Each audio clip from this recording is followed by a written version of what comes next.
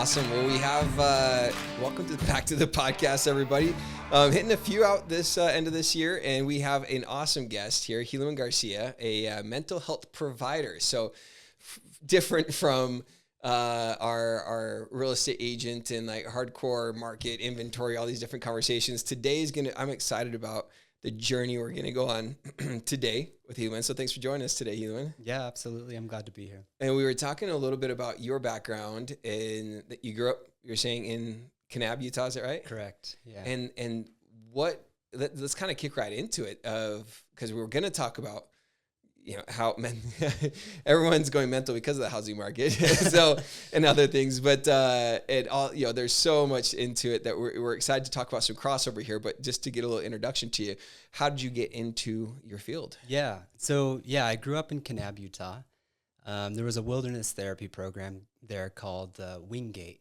Okay. And so I loved being outdoors. That was like the main drive at first. And I participated in that program. And I found myself, enjoying this field of mental health, and seeing what I could do with that, seeing how far I can go and pursue that. Yeah. So I've always asked the question and explored the question of like, why do people do the things that they do? That's you really want the answers to that sometimes, right? It can be hard sometimes, right? Yeah.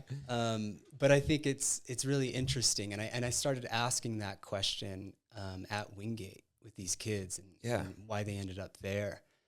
And as I've been practicing and exploring that question of like, why do people do the things they do? I feel like one of the biggest drivers is fear. If you really look at why people do the things they do, a lot of the time it's driven by some sense of fear. Yeah, because I know we were talking, the fear of markets and things where I was like, we got to get on because there's a lot of fear on there right now. And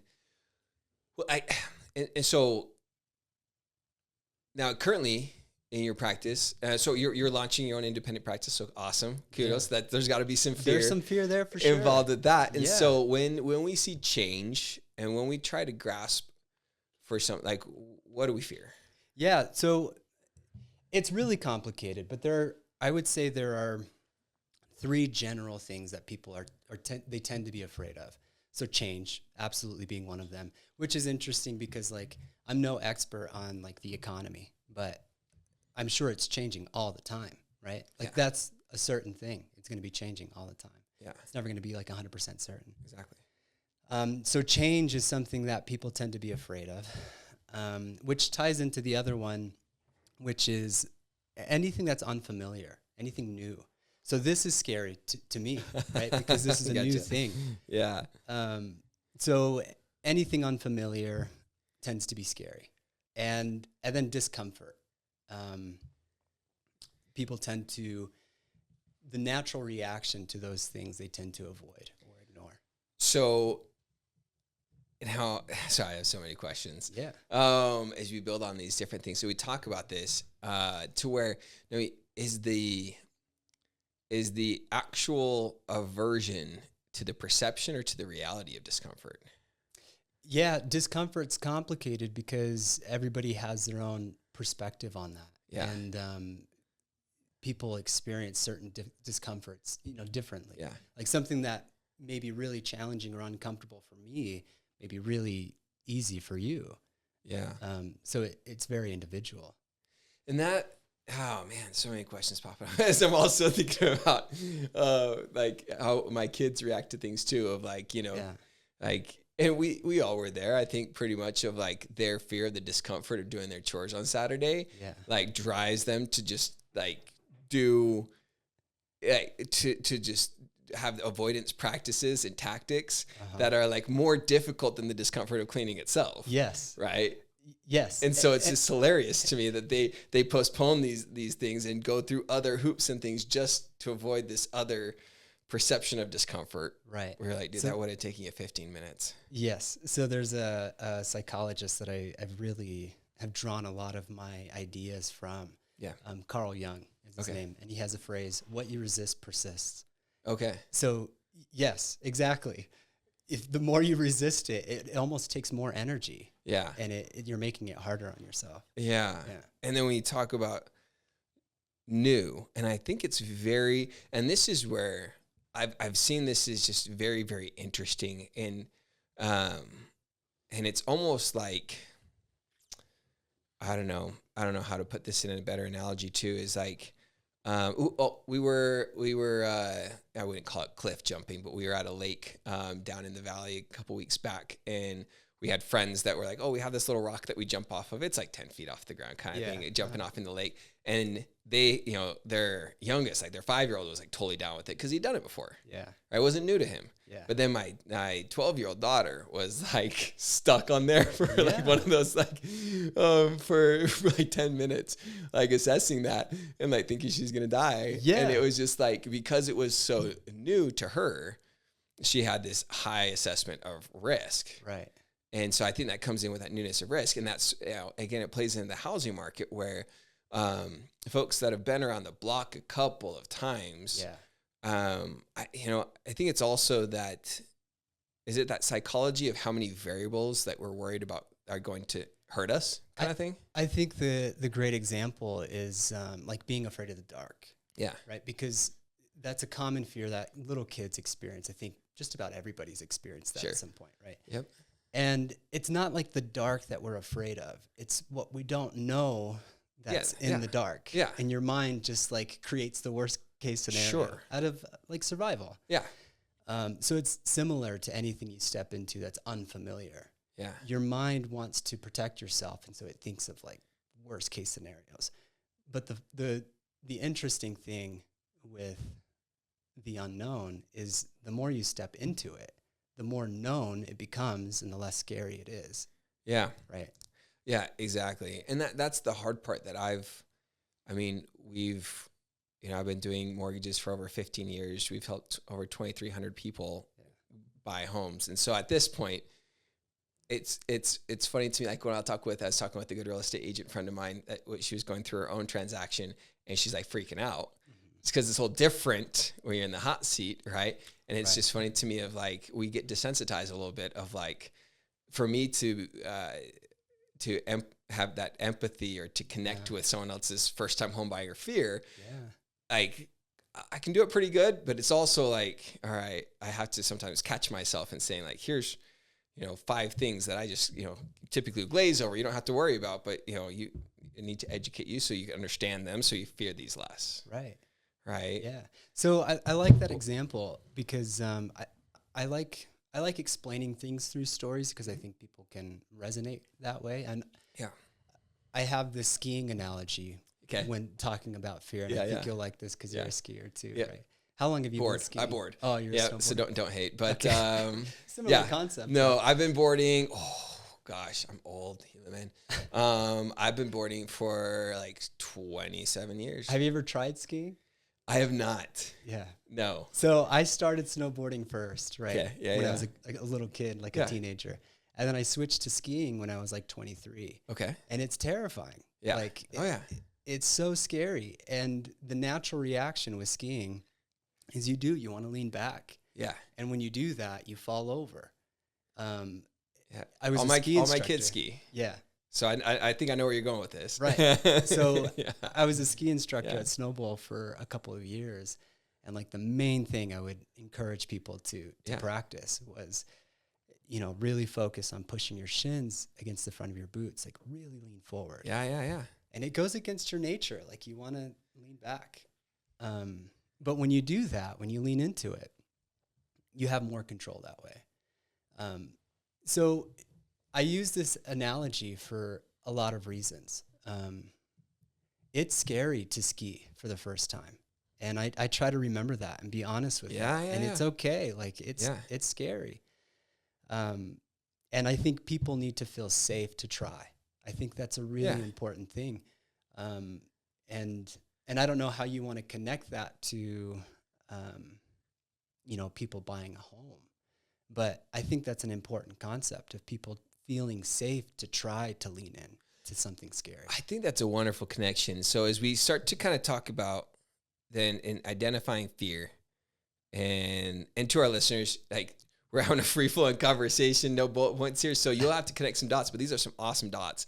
And I think it's one of the things I talk about quite a bit is that it is okay to explore things without commitment, right? Yeah. So to be able to seek out resources, right, and know that I think there's this, in at least my industry, and maybe your industry as well, right, professionally, that there's stigmas or anecdotal like horror stories or different things where people, like, maybe they lost their home, maybe they had a terrible counseling experience, or you know what I'm saying, like they hear these things and then they tend to then blanket think that this is scary, it's a known, or this is going to be a lot of work, or I'm going to have a lot of commitment into this, and so people don't act, and knowing that, all right, for you to schedule, come in my office, like, takes you 5 to 8 minutes for an initial intake, and then for us to gather a little picture of you, and then we're talking for 30, 45 minutes, and most people end up getting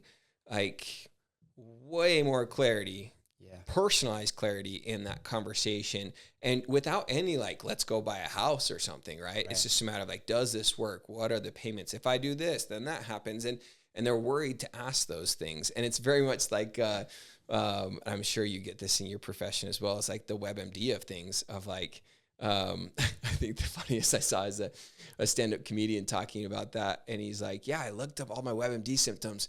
Pretty sure I'm pregnant. Right. And so he's like, I'm feeling bloated. I'm feeling like, and all these different things. So it's just funny to me of like a lot of people that want to jump online and self-diagnose. Like, there's nothing wrong with some education. Yeah. But I think that when you talk about people feeling comfortable to try, I think that guided, trusted people that they can connect with, or an instructor, is the best way to go about that, right? Yeah. How many folks do you see in students that are like, hey, their boyfriend said they'd teach them skiing, and like he's gone, and they're struggling down the mountain, and they're like a hazard to themselves and others. Yeah. Right? Yeah. So I do think that's a really key component. Trying to create a space where people feel safe to explore, to step into something that's unfamiliar. Yeah. That's what I try to do for my job, right? I try to do my part in helping people feel safe to look at the things that are scary for them. And it's important to look at the things that are scary. Like, it's a really important thing to practice. Because when you consistently resist the things that are scary to us, it just causes a lot of problems. So let's remember that. That's going to be like the title of the podcast or something, is that which what you resist persists. Yeah. It's called Rent. All these. So when you say like these scary things that we don't want to get into, it's like, oh my gosh, we're going to have to face this. But it's like, well, you're going to keep whatever issue, right, or you're going through, or whatever concern you have. Well, it's unless you face it and understand it and work to break it apart and seek expert guidance and other solutions, it's just going to persist. Right. Yeah. So like I mentioned, I think one of the biggest drivers for people in their behavior is fear. Yeah. And it's concerning because when you consistently make decisions out of fear, it has an impact on like your health, and it has an impact on your relationships. And that's what I see a lot. And I don't think it's people's fault as to why they make decisions out of fear. I think there's a lot of promotion and advertisement out of fear. And that puts it in the forefront of your mind, and people are overwhelmed. But I don't think it's the strongest motivator. I think there are other motivators that are stronger than fear. And that's something that I like to focus on as well. Yeah, talk us through that. So I will say that it's okay to experience fear. It's okay to have some things that you're worried about and be honest about it. I think one of the best ways to navigate that and respond to it is to lean into it. Yeah. Right? And the reason why it's important to lean into it is because it puts you in a position to better connect with the people you care about. That's the main reason. And I think that's a stronger drive. We love that connection. And yeah, when I was thinking about participating in this podcast, I was thinking about, how am I going to, what am I going to talk about? Like, why do I want to talk about fear? Yeah. And I'm not here to encourage people to lean into fear to purchase a house. I'm here to encourage people to lean into their fears, to have a better relationship with themselves so that they can connect with people that they love and purchase and create a home. That's a very different environment. Yeah. And I think, as we have this, and these topics that we're covering here, these are deep human emotion type pieces. Yeah. And it comes from that very much of, as I was listening to you talk through that, that it really does require for us to grow. And I think that I'm not, everyone fully disclaimer, I'm not clinically trained in anything to talk about this with expertise, but I know that I experience the most joy when I'm growing, right? That I'm learning, progressing, doing something. And so I think that that's an inherent part of us growing, is to say we're experiencing new things and we're going to have to lean in. We're going to have to trust in some people that have come before us, but also we're going to have to go through some things for ourselves, right? So when you talk about like relationships, so you mention relationships multiple times in that creating relationships and instigating those relationships, like that takes a lot of effort, and that takes us overcoming ourselves, and connection is very, very difficult, right? Yeah. Especially in this day and age. And so to be able to create human connection and, for people to either get married or find partnership or, and then for people to take next steps in either, child rearing or buying a house or that new career or that new entrepreneurship, like all those steps take some level of leaning in. Yeah.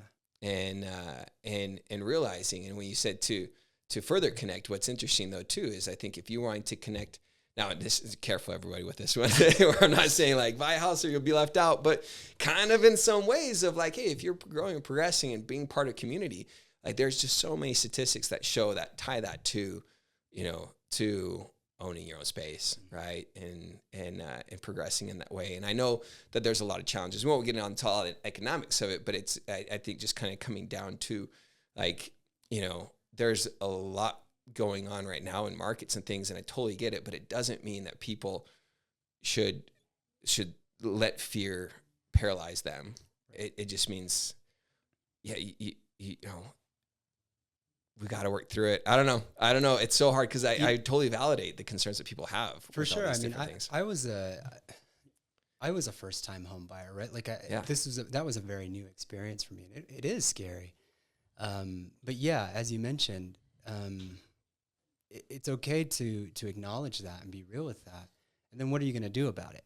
Are you going to resist it, ignore it, avoid it? Or are you going to try to just like explore it? And I have found the more that I try to step into it, anything that I'm afraid of, the less scary it becomes, the more familiar it becomes. Yeah. And that's with anything. It's not just with purchasing a home.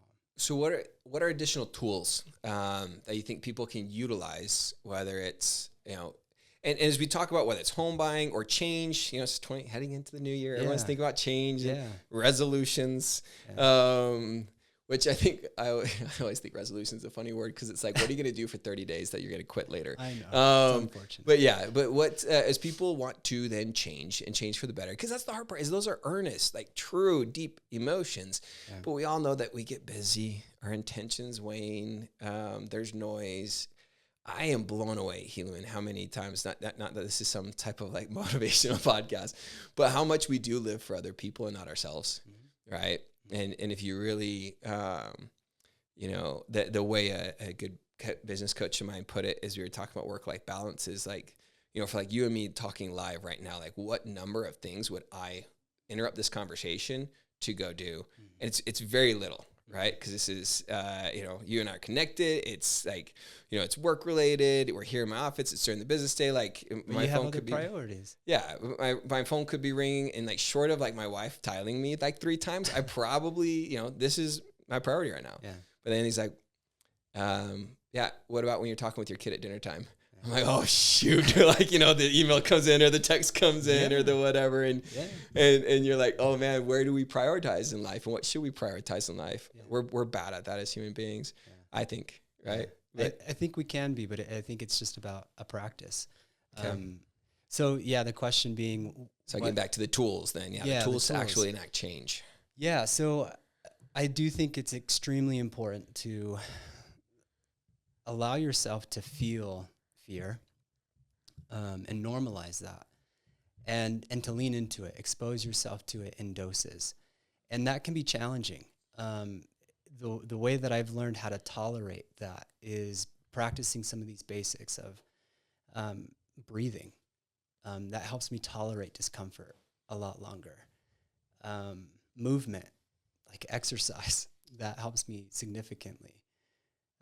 Cold temperatures are another thing that helps people tolerate discomfort, because that's what you're doing, right? If you're exposing yourself to anything uncomfortable, or exposing yourself to something that's scary, it's uncomfortable. Yeah. And learning how to tolerate that and sit in that for a little bit is valuable. And those skills help you tolerate that and sit in it a little bit longer. So is an extent of that, I'll make sure to keep you close to that mic here too, is an extent of that also like self-selected discomfort? Yeah. Right? Like you are choosing to work out, or you are choosing to go run in the cold, or ice bath or something. Yeah. And so we're going to come up with the prescription of like, buy an ice bath, wait 6 months, then come talk to me about buying a house. Because then you'll be apt for the challenges ahead. You'll have stronger self-efficacy. Yes. Yeah. There is something to that. It's empowering when you make that decision to choose to lean into something uncomfortable. And there are a lot of studies on that too, but I don't want to lose sight of like why, like the reason why that's important to normalize feeling something that's a little bit scary, and practicing leaning into those things is because it puts you in a position to better connect with people. And I think that's really what life's about, is finding ways to have those deeper, stronger connections with people you care about. Yeah. Yeah. And, one of the questions I was thinking of too, is there a good methodology or do you have some ideas on good fear, bad fear? Right. And that's where like, and I think of again, like, the fear of, that we fear for our safety in certain things, like, especially having grown up as a male teenager, I'm like, this different when they're like, hey man, you should do this. I dare you. And you're like, I want to be cool. I'm going to go, hit this big snowboarding jump that I have no business being on or something, like how do people moderate good fear, bad fear? Right. Yeah. I guess how would you define the difference there? What's the difference of good fear and bad fear? I guess in the sense of if I think, and I guess I'm thinking through this, I'm solving some of the question a little bit in the sense of like, if you think, hey, if I go purchase a house, we're going to be like financially ragged, right? Like that's, again, it's the dark. You don't know that, but you're thinking, right, this could ruin us financially. This is a big obligation. I don't have the flexibility of my lease or moving or whatever. What am I going to do with this? So I don't even understand, if I had to sell it or, so there's all these fears, versus, versus someone that, and well, I guess I should say that I find a lot of people that have ability, tend to act on that fear, and it's actually more of a debilitating fear for them because they have ability and they could actually own a home, and they could actually make sense of this, and they could structure their finances in a way that it works. But they use that as like that fear. It keeps them from making that decision. Whereas then I connect with other folks that it's kind of this irony where they're like, they're really quite far from it. In a nice, saying that nicely, they're really quite far from it, but they're like, hey, I'm all in. Like if you say sign this, like I'll make that payment happen. Yeah. You're like, no, you should fear this. Like that would wreck you. Like that's, what I'm saying is kind of like judging and helping us know of when is something. So when we talk about fear and leaning in, I don't know. So I guess there's a couple of reactions to fear. So I have a hesitancy of describing fear as a bad thing at all. Or any emotion as a bad thing. They can be hard. They can be heavy. Yeah. It's the reaction that's not always so healthy. And there's different reactions, right? There's some people who react in a way of like avoidance. Like I'm not going to look at it. Or there's some people who are just very reactive and just kind of make a lot of decisions, not being intentional about it. Yeah. Or almost like overstimulating themselves as a form of distraction. Yeah. So it's just different reactions to fear. Well, and as I was saying that, I was thinking of, and even my little ski jump analogy was thinking of, I think it's just the honest assessment of consequences, right? Of those decision points and of discovery. So like you said, okay, if we kind of start in like this safe discovery zone, what's the honest consequence to exploring or to scheduling a session with Helaman and checking out, your goals and issues and getting support on that? Like what's the risk? Right. And if it's a safe zone and it's like that learner bunny hill type aspect, like, no, let's go. And then as things start to escalate, then that's where you need to honestly assess, on any large change or commitment, that it's just a matter of consequence. Yeah. And being honest, of being able to look at those. Yeah. Be real with that. Yeah. And I think, and that's, No, and I think that's what's hard is I think it just kind of comes back, this conversation just circles back around to that, that's what you resist, right? To say, okay, I think a lot of folks, and you and I could probably talk like the rest of the day or week about like the implications of social media and people not wanting to face the reality of their own lives sometimes. Because we have a fantastic reality. Like our standard of living and compared to 50 years ago, or compared to like the vast majority of like we have an excellent standard of living, but just because we don't have this amazing millionaire type TikTok home, that we feel like, oh, I can't get that, so why am I even going to try? Well, it's like, no, start somewhere. Right. And I think that assessment of reality and fearing, like, no, I guess, how much do you think comparative nature keeps people stuck? Yeah, absolutely. I think that's a great topic. I think social media is, it causes a lot of challenges. And I'm not anti-social media. I'm trying to jump back on because that's the world we have to navigate. Yeah. It is. Yeah. But there is this idea of like people post their end result, right? Like they don't post a lot of the time. Only the sunny days. Yeah. They don't post a lot of the time the process or, some of the harsh times. But it's a process. And I think people have become disconnected with enjoying the process towards something. Yeah.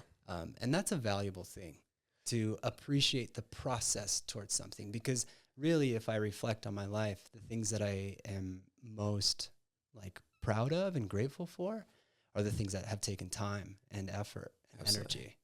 Yeah. Reminds me of I saw this meme and I absolutely appreciate it, especially as it's been a very interesting last 2 years in real estate. There's been like over 40% attrition in my industry, and so it's just of course there was way too many people that got in the industry when rates were 2%, and then just seeing like, okay, it's difficult, the activity's down, and there was this meme that I saw out there, and it said, loan officers that want to do well, basically, and then loan officers willing to do the process to do well. And like the line was out the door for wanting to do well, and the line was like nobody of those that want to engage in the process. Right. And so I think that's how many I remember just like growing up, we'd have, I don't know, whatever, like, not that we're like the super entrepreneurial family, but oftentimes dinner conversations, like we'd chat through like some great idea or something, or some, the $1 million idea, or like just kind of joke around with that type of thing. It's like, how many of those conversations happen versus people making action happen in their lives. Right. And so it's just funny too, like, how much do you dream and you have your Pinterest board and you're surfing online and living vicariously through others versus having a process in your own life. And it's going to be hard, but that mile starts with the first step. Right. Yeah. I think that's a big thing that I try to support the people I work with, is learning how to appreciate and enjoy the process of something. And it's becoming more challenging because we have this expectation of receiving things that we want right away. And that's not good for us, actually. No, Yeah. no. Yeah, it is. Yeah. And I think that's what's really hard is coming back to that housing market is a lot of people had things much easier the last decade. And now we're moving forward and you're having a much more difficult process, and people comparing to that, then it's like, they don't even want to start. Right. And it's like, no, it doesn't, you might have to work harder for this, but it doesn't mean that it's going to be any less sweet of a reward, or maybe even better because of what you had to go through for it. Yeah. That topic again of like comparison. Yeah. I think we do like to do that. But yeah, it's not really super beneficial in a lot of contexts.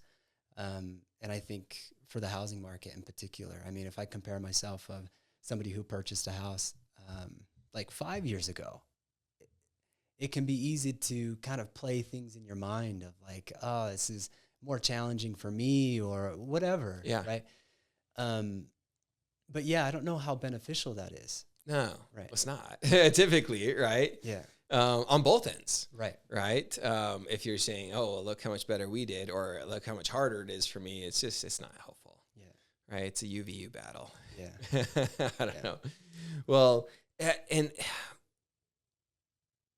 and I think, and just kind of then as we work to kind of wrap here a little bit, there is, so for disclaimer, I have not been a client of yours, but I have had business coaches like over the last 5 years, right? And to be able to talk to someone that's unrelated or connected to any aspect of my life and work through things has dramatically changed like my ability to get to those results or work effectively through the process. And one of the things that I asked my first coaching company that I was trying to get good placement with the right coach is I said, I want you to connect me with someone that has this specifically in business world that has been around the block already and can tell me what's around the corner. Right. I need someone that has some life experience to be able to help me navigate. And so how is that? I guess I'm curious to see in your world and helping people with a general gamut of different, whether it's, I don't know, challenges or issues or goals. How is that similar or dissimilar to what you do? Yeah. So I really tried to expose myself to a variety of demographics. I don't really feel the need to like focus on one population. Yeah. The reason why I like to do that is because I like to see how other people view the world in different stages of their life. Yeah. That helps me as a provider. That helps me understand different ways that people view the world. And I try to expose myself to those kinds of populations as much as possible. Me as a person individually, I got lucky. My parents were older when they had me, so I had that exposure, the Mexican background. My grandparents, like my grandma lived with me. Yeah. My oldest brother is, he's a little over 10 years older than I am. My youngest brother is 10 years younger than I am. Oh, wow. So there's a big range there. Yeah. And so that exposure and that influence from them has had a big impact on how I can connect with different groups of people and support people through whatever stage they're in. I love that. Yeah. And I mean, you already mentioned connection and why you do it. And and again, ultimately it's to connect with the people you care about. I think there's a difference between a house and a home. I mean, you can buy a house for sure, and that might be a strong motivator for people, but I think creating a home, I don't know. I feel like that resonates with me more. Absolutely. Yeah. And that's what's crazy is we look at like studies of like the top 10 reasons to own a home, and it's 8 of them are all on connection and community. Yeah. Right. 2 of them are financial. Yeah. Right. Yeah. And so it is. And that's where I think that gets me most passionately concerned on like, markets and trends, and where people are economically, concerned and stressed right now, and things of like the impact is not necessarily on the finance. My concern is not there as much as, even though it's real, right? It's more so on the impact to our communities. right? How does that restrict us? Or is that, because of the financial barrier, does that give us concern in our communities and the strength of those communities and the connections that we'll have? Right. So I am 100% motivated to help people overcome that fear or work through that, because it's really about being able to have a community and connect, right? Yeah, right. Not just be a little vacation city town where it's So no, I love it. I appreciate it. And we'll put some of your contact in the Helaman's website and his contact below, guys. Awesome conversation up here. Any other endpoints that you want to throw down there, Helaman? No, I appreciate you having me on here. Again, this is a new experience for me. This is me stepping into the unknown, and I do encourage the people I work with to do that. And so I gotta practice what I preach. I gotta do what I love it. I'm encouraging the people I work with. Yeah. So. No, hopefully not too painful. But yeah, we'll have to have you back sometime, and best of luck on the launch of the new business. Thank you.